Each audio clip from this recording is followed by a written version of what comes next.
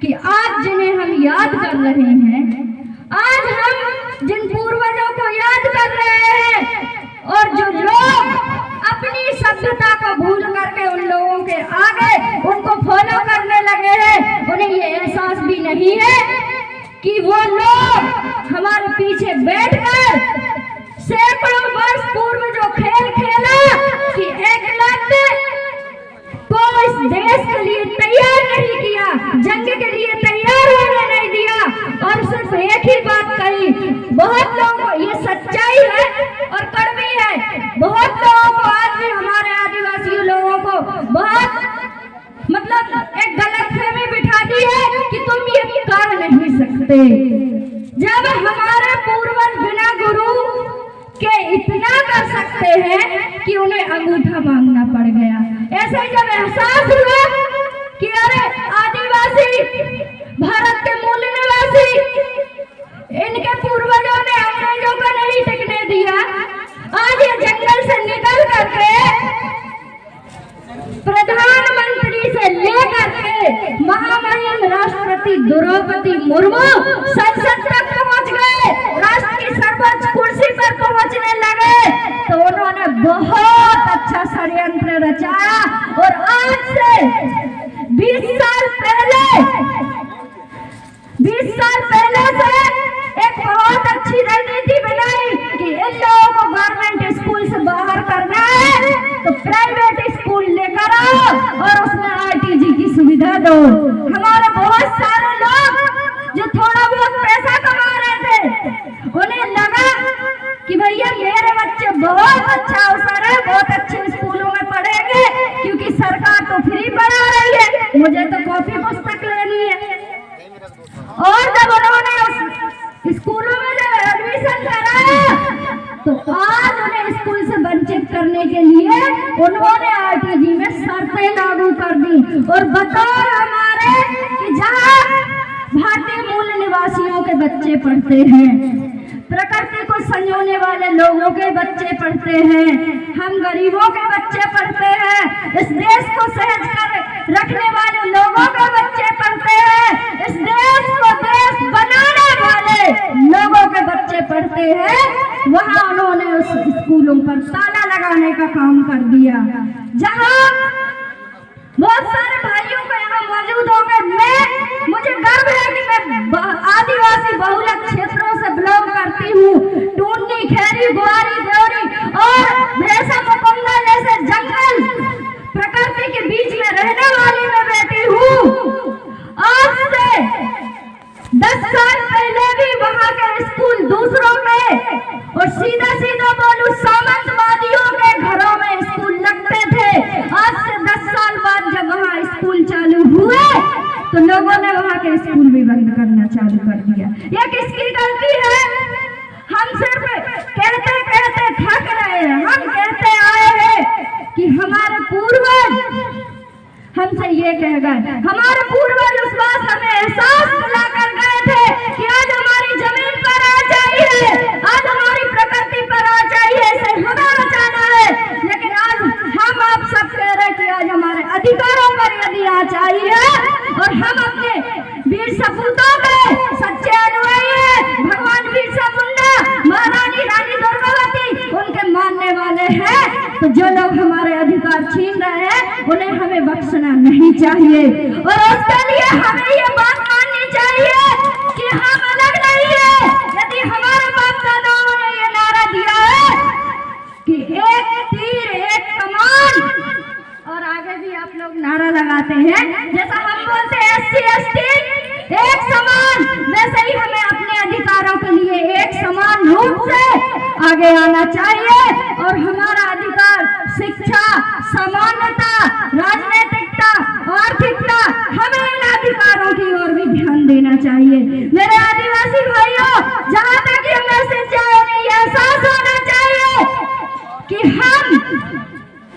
हमारे पूर्वजों ने एक्सपेरिमेंट किया कि आज देश में बड़े ठेके चल रहे हैं और उनने हमारी बस्तियों को बर्बाद करने के लिए, हमारे बच्चों को बर्बाद करने के लिए हमारे मोहल्लों में उन ठेकों को बसा दिया।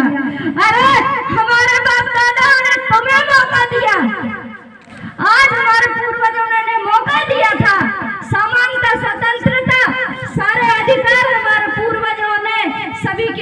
के लिए खोले। डॉक्टर बाबा साहेब भीमराव अम्बेडकर को मौका मिला तो संविधान लिखा और सभी के लिए बराबर के अधिकार लिखे, चाहे किसी वर्ग से हो, किसी जाति का व्यक्ति हो, कोई भी व्यक्ति हो। और उनके पूर्वजों को मौका मिला तो उन्होंने हम लोगों को वर्णों में बांट दिया, वर्णों में बांट दिया। और जो लोग नालायक थे, जो कायर है, आलसी है, उनके बाप दादों को पता था कि मेरी औलाद भूखी मरेगी, इसलिए उन्होंने बड़े बनाए और मनुस्मृति की संरचना कर दी, क्योंकि उन्हें पता था जिनके बाप दादा इतने वीर हैं, जिनके खून में वो सौर है, और जिस दिन उन्हें एहसास हो जाएगा मेरी नालायक औलाद है और मेरी जो दुकान है वो धराशायी हो जाएगी, इसलिए उन्होंने आज तक आपको गुमराह रखा। और हमें गर्व है अपनी सभ्यता पर, इसलिए हमें कहना चाहती हूँ कि हमें गर्व से अपनी सभ्यता को अपनाना चाहिए। वो बहुत सारे क्षेत्रों में जाती हो, हमारी आदिवासी महिलाएं, हमारे आदिवासी भाई सामंतवादी और मनुवादी व्यवस्था को फॉलो करने लगे हैं। हमें अपनी व्यवस्था पर गर्व होना चाहिए और शान से उस व्यवस्था को अपनाना चाहिए कि हाँ, मैं आदिवासी हूँ, इस देश का मूल निवासी हूँ। आपको देख करके लोग कहे कि इस देश के राजा महाराजा हैं, वो लोग ये एहसास करें कि आप शंकर शाह, रघुनाथ शाह की औलाद हैं। आपकी बेटियों को जो अन्याय अत्याचार होते हैं, आप उन्हें एहसास कराइए कि आप महारानी दुर्गावती जैसी महान वीरांगनाओं की औलाद है, फूलन देवी जैसी साहसी और वीरांगना और प्रथम आयरन लेडी जैसी महिलाओं को आप मानने वाले लोग हैं। जिस दिन ये बात हमारी बेटियों को एहसास होगी, वो भाला, वो तलवार है, और वो एहसास जिस दिन उनके हाथ में फुर्ती आएगी, कोई भी व्यक्ति उनकी तरफ आंख उठा के देखने की हिम्मत नहीं करेगा। लेकिन बात यही है कि हमने अपनी शक्ति, अपना सामर्थ, अपना सर दूसरों में देखने लगे, दूसरों के आगे नतमस्तक होने लगे, दूसरी देवियों को देवियां मानने लगे। लेकिन हम भूल गए कि हमारी देवियां जब अंग्रेजी तोपों के सामने नहीं रुकी, महारानी दुर्गावती, महारानी झलकारी बाई, और हम लोग इन लोगों के सामने रुक जाते हैं, बड़ी गलत बात है। मैं हर एक महिलाओं को कहना चाहती हूँ कि आपको गर्व होना चाहिए। हमारे पूर्वज झलकारी बाई, रानी दुर्गावती, माता नागेली, जिन आदिवासी महिलाओं को, जिन निम्न वर्ग की महिलाओं को कमर से ऊपर कपड़े पहनने का अधिकार नहीं था, उस दौर में माता नागेली बाई ने हमें अधिकार दिलाया। वो हमारी आदिवासी महिलाएं जिन्होंने निम्न जाति का करार दे दिया कि ये निम्न वर्ग के लोग हैं।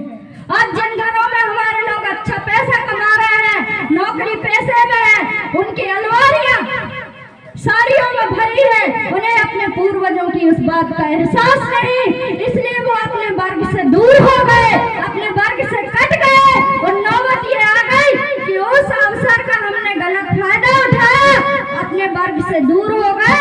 उसके साथ साथ हमारा तो नुकसान हो ही गया, लेकिन जो घरों में बड़ी बड़ी कुर्सियों पे बैठे हैं उनका भी नुकसान हो गया।